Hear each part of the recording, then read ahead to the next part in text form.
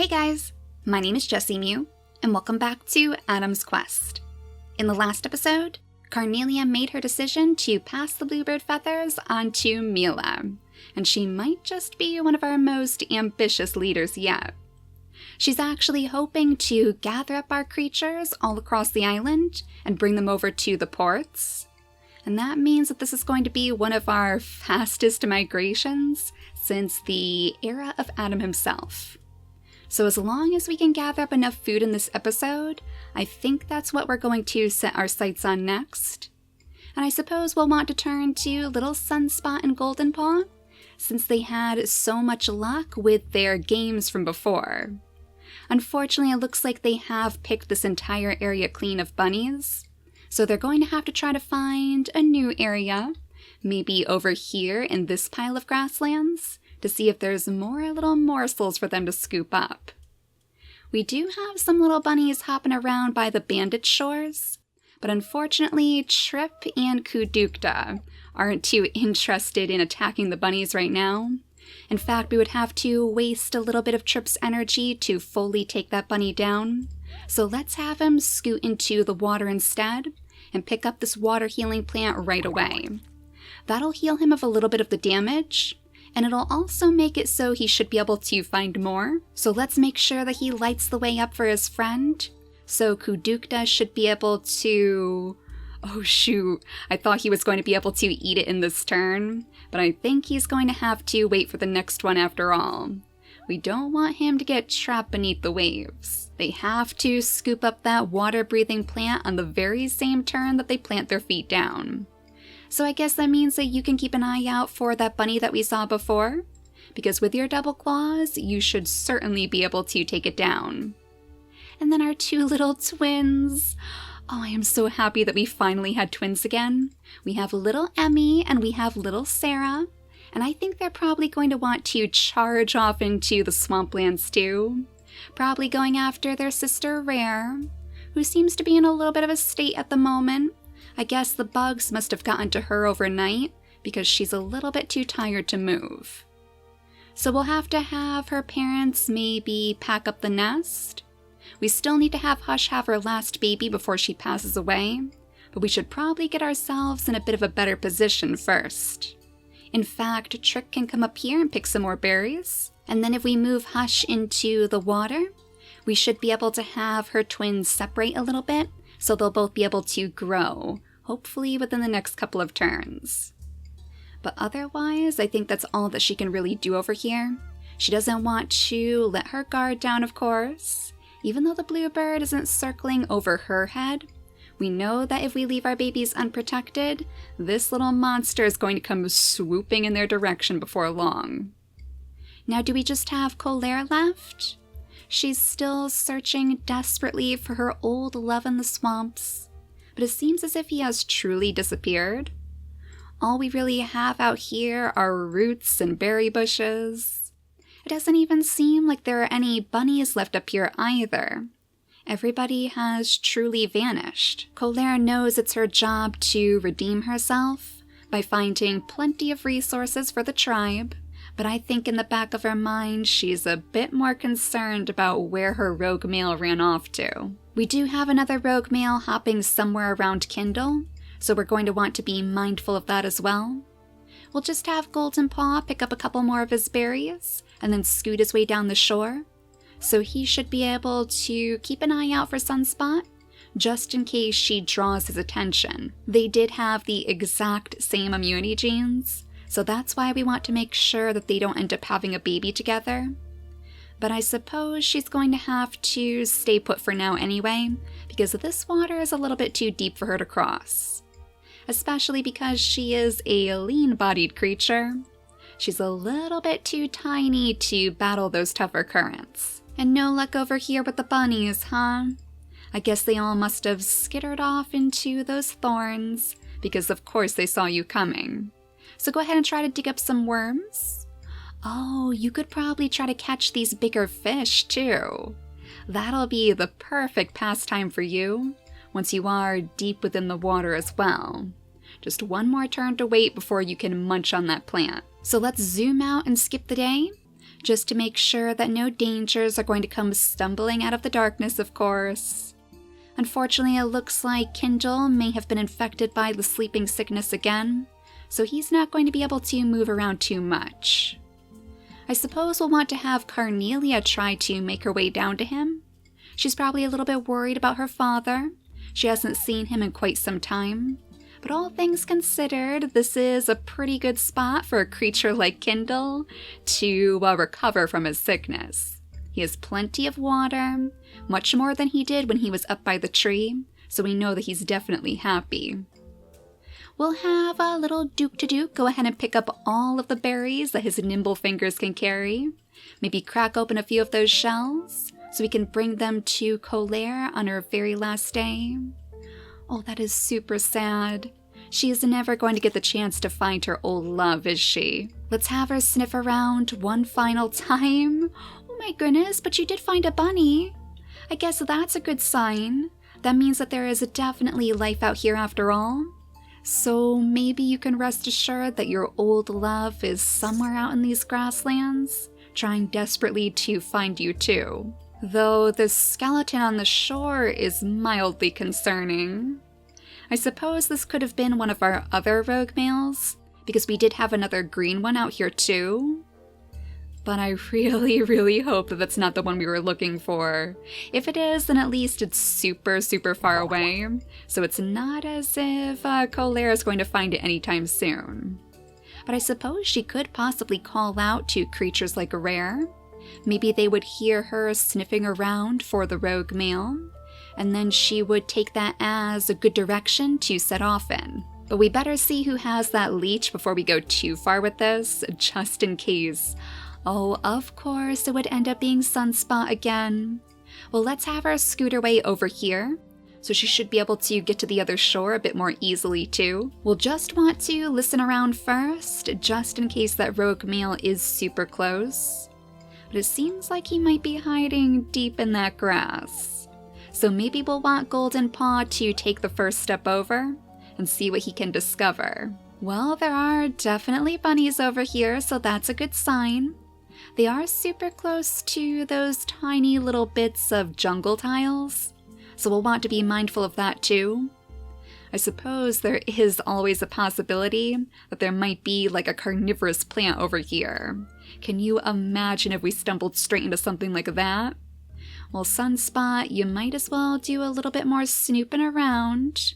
I'm sure the bunny alone would be enough to call her straight over here. Oh, and she found another one of these little water-breathing plants too. So maybe that would be a good direction for you guys to move off in next. We have those big giant fish swimming in this direction, so we know that that's going to lure Kadukta right away. He is very grateful that Trip has been so willing to help him out here, but I think he's probably going to sacrifice this water-breathing fruit for Trip, because he's so close to the end of his lifespan, and if we can heal off that one extra day, then maybe he'll still get the chance to start a little family of his own. As long as he finds the right creature, of course. Now I suppose now would be a good time for you guys to start figuring out where your pathway goes next. We were kind of blocked off by a rock over here. Peanut tried his best to continue the pathway, but it just wasn't enough. So we'll have to enlist the help of Kuvan, who is very used to slashing his way through these thick thorns. Peanut is basically Mela's little shadow. Honestly, I think these two are probably just the best of friends. And she doesn't know it yet, but he is also kind of her protector because of that big stinky tail. And did you really pick up another leech? Oh my goodness, Sunspot, you are actually a leech magnet. It seems like they're always looking to munch on poor little Sunspot. I guess her reckless ways make her the tastiest to the leeches, but at least we now have a clear pathway from the tree all the way down to the shore. So Kuvan can get to work picking up the rest of the resources here and clearing out the area for the big migration. We'll have Carnelia pick up one last acorn too, something to hopefully bring to her father. Though with Kindle currently deep under the waves, fast asleep of course, and Golden Paw so close by, I wonder if she would actually mistake the two at first, because they do look awfully similar. Aside from the claw, and the water body too. These two could probably be mistaken from afar, so she's going to be rather embarrassed once she realizes that she's calling out to the wrong little creature. But I'm sure the two are going to make pretty fast friends. So our twins now have their second gems, which means that they can do a little bit more exploring. And I'm sure they're going to have a good time trying to hunt down all of those poison berries. Serenade might not be able to pick them up herself, but she can at least sniff them out for Emmy. So we'll have Trick maybe move out of the way, clear out a little bit of the extra grass that's lingering around his babies. That way they'll have plenty of room to stretch their legs and get their bearings in the world. Now I suppose, Hush, since this is your mate's very final day, it might be a good time for you to settle down in one of your nests. I guess we'll have to bring her up here to place one down, since Rare is currently settled down in the permanent nest. She does have the sleeping sickness though, so I suppose you can understand why she's a little bit lazy. Now I'm sure they'll all be hearing the last of Colaire's quiet little cries as she tries to find her missing mate, but unfortunately this is going to be the end for her. Oh, and there's our giant frog. Oh, this is your last day too? That's kind of sad. I guess he came out here to say one last goodbye to Kindle, since they did seem to enjoy each other's presence so much. Oh my goodness. And he brought out all of the bugs too? Well, good thing you have Peanut right behind you, Mela. It looks like once again he has saved you from the wrath of the sleeping sickness. Little do you know, of course, and Carnelia is not so lucky. She was the only one who was truly infected, right? Yeah, it looks like Golden Paw is still okay. Let's just sniff around for a moment, just in case. Make sure that there's nothing dangerous waiting off in the grasses. We still can't catch the scent of that rogue male, so I have a feeling he may have passed away too. But in the place of so many of our tribe mates, a brand new bandit rises. Oh, I love her green eyes, just like her mother's, and of course that lovely mask that she's wearing. I think it might be super similar to Rare's. They also have very similar names too. So I think kind of in memory of the bandits who originally captured her heart, Hush will name this baby Mirage, and she'll have to pass on her ways very quickly, because this is also going to be her very last day too. So now the shaman's duties are going to be passed on to creatures like Rare, creatures like Mirage, all of these babies who can dig up those tasty roots off in the grasses. And luckily we know that there are plenty of roots waiting for them in the distance. So pick up the last of your berries, Sarah. It seems like she's kind of lagging behind the rest of her family, probably because she is quite easily distracted by all of those delicious smells. She just wants to find the perfect berry bush for Emerald to set herself up by. But right now we're going to have to make sure that she stays very close to Mirage, so we know that she'll be safe once the day passes. And I think we're going to have Hush settle herself down inside these bug swarms too. Kind of like her last sacrifice. Oh my goodness. That was definitely the bunny meat. So that's one less snack that we're going to have to scoop up for ourselves. But I know that that would definitely lure Rare in that direction. She would definitely want to see what sort of a commotion the bluebird is causing out here. And it's also leading her straight into the remains of an unknown tribe mate. So this will be a great chance for her to test out her shaman skills. We'll just have to wait for the next turn so she'll have a little bit more energy, and that gives Trip the time to pick up that next water-breathing fruit. So now he has successfully healed every last bit of damage that he took from those pesky bear hyenas. He gets to live an extra day, and maybe he'll even get the chance to cross paths with his distant tribe mates. And they finally managed to pick up one of those bunnies too. Excellent. There's even tons of little shells out here. Unfortunately, we can't really pick them up with our bandits because we don't have the nimble fingers. But there are other creatures in the area, like Kindle, who might be able to lend them a hand.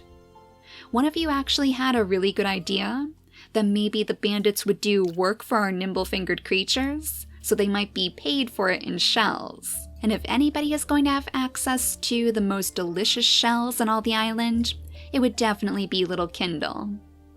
Let's have him scoot his way a little bit further away from those bug swarms, just in case. And he can scout ahead for those said shells, of course. Maybe to bring them back to Carnelia. This is actually just what he was hoping for. He really wanted to show Carnelia the ocean, and now that she has completed her duties, she can spend her days gazing out on the waves. But Sunspot, on the other hand, must be so happy to see that other creatures on this island also enjoy bunny hunting as a little game. Maybe she would want to see if Trip and Kadukta want to play with them too. If they can find any more bunnies to potentially scoop up off in these tall grasses. It seems like that may have been the only one, but I know we definitely have a bunny over here, stealing all of Kuvan's berries. Oh, wait a second, it actually left a couple for you? Oh my goodness, it's a very, very gracious little bunny, sharing its meals with us. We've never seen a bunny so polite before. Maybe that was the ticket all along. Kuvan isn't too interested in interacting with his tribe mates. He does prefer to work alone, but it's simply because he finds the company of bunnies to be far, far more enjoyable. Now Mela and her little shadow can escape from the swamplands too, eager as ever to reach those distant ports, maybe try to investigate those strange leaves. So far, the only creatures who have actually passed through that area are Goldenpaw and Sunspot, so they'll have to try to enlist their help as well, if they have a bit of extra time to spare. And now it's just down to you again, poor little Duke, picking your berries, your lonely acorns. But it's all for a good purpose, picking up right where your sister left off. I think he's probably going to stay right underneath our skeleton tree of the island. Probably waiting for that rogue male to stumble in again, of course, just in case he'll get the chance to apologize for the way that he acted. But we should be ready to skip the day now. And it looks like Peanut might actually have a little bunny scooting around right behind him. Probably the very same one that Kuvan was talking to.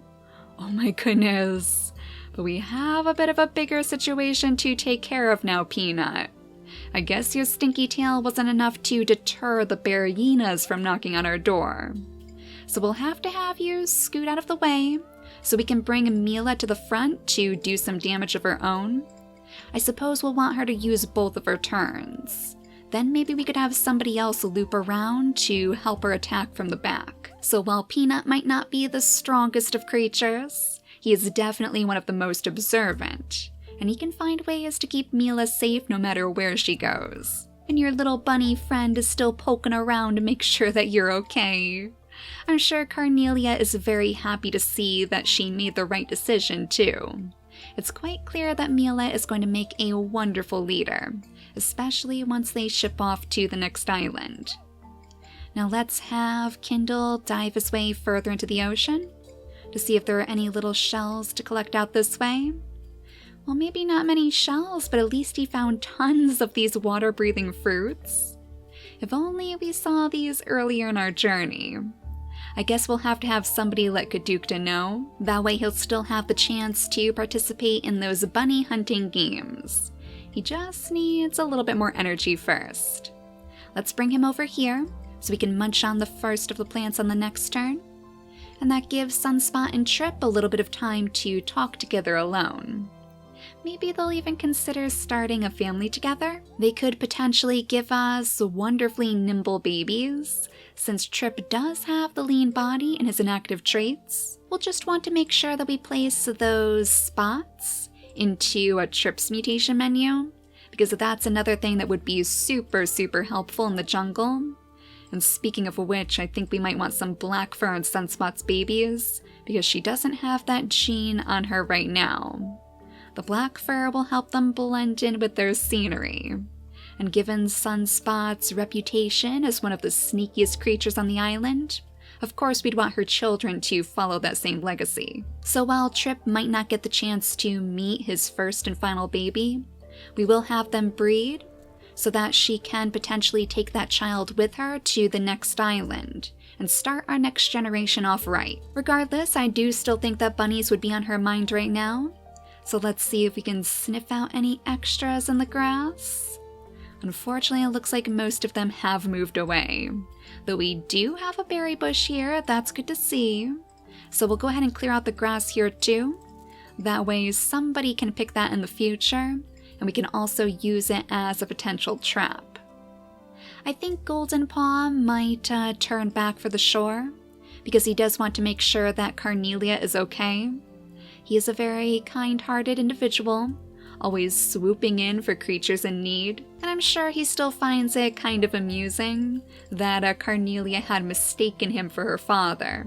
It was certainly an interesting way for them to meet. Now, Rare, I think it's finally time for you to put your shaman skills to the test by digging out all of these little roots as places to rest all of these sad and lonely souls, but also the remains of your parents. I suppose in a way we're lucky that Sarah is so easily distracted, because now Mirage will have somebody to stay by her side, and that'll give Emerald time to sniff around for those delicious poison berries and maybe pick up her very first one. Duke must surely be hearing all the commotion off in the grass by now, which has to have him a little bit hopeful. Maybe that the rogue male has returned after all, and he can hopefully reconcile. But instead he's going to find a group of wandering bandit children who are just searching for a place to call their own. In fact, I wonder if they're sensing this strange migration taking place. Maybe that's why they're being drawn in this direction. The bluebird has disappeared from our skies now, so it led them just far enough to bring them to Duke's door. And now that they all have their extra gems, that means that they don't have to worry about the bluebirds picking them off once it does come back. We'll give Mirage her special shaman's gems too. And that actually reminds me that I think I may have given the wrong color to Carnelia. We should probably have her change her gems over to that of her father's, so we'll give her the green ones that would connect her more to the water healers of the tribe. It makes sense considering that her father is one of our only water-bodied creatures, and she does have it sitting in her inactive traits. And for that matter, so does Golden Paw. So maybe if they do decide to start a little family together on the new island, they might be able to bring that back into our families. And oh my goodness, Kudukta! Look at all these little fish that you could scoop up. Let's have him eat his water healing plant and then try his hand at fishing. Excellent, so he can scoop those up with ease. Alright, you better come down here with Kindle then. I'm sure he could probably swim around until he lures some in your direction, and then you should be able to really give us the food that we're looking for. Sunspot unfortunately had to watch as Trip passed away, but with her digging paw, she should also be able to set his remains to rest. And luckily we do have a little root way out here, so let's have her dig that one up, and then he can settle down those bones as the bunnies come hopping out of the darkness.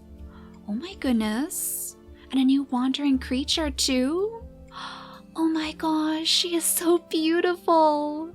She looks so much like our mushrooms.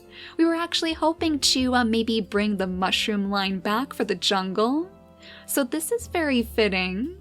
We'll have to see if we can find somebody to invite her to the tribe. Oh, she must have been drawn close by Mela the warrior, since she has the same double claws. And while I know that Kuvan would have absolutely no interest in meeting new creatures on the island, we might have to see if Golden Paw can catch her attention. Or I suppose our little bandit sisters might be able to do that too, as they pass their way through. I just don't want to lose sight of her, since it seems so easy for our rogues to slip away while we're not paying attention. The one thing that might deter Golden Paw are all of these bugs.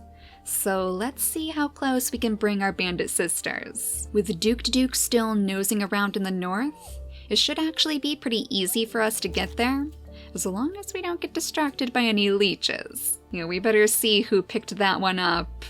Oh, this time it was Kindle. So Kindle, we might actually be able to have Sunspot swoop in and save you.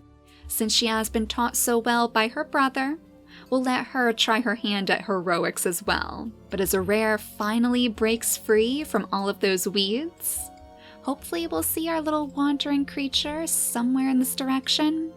There she is, trying desperately to pick up all of the little berries off of that bush. But with those double claws, little one, I think it's going to be much, much harder than you're anticipating. Let's see if Duke to Duke can lend her a hand.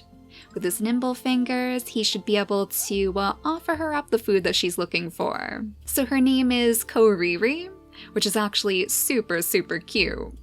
Her eyesight isn't the greatest, and we are going to want to nip that blind eyes trait right out of her line if she does end up having babies.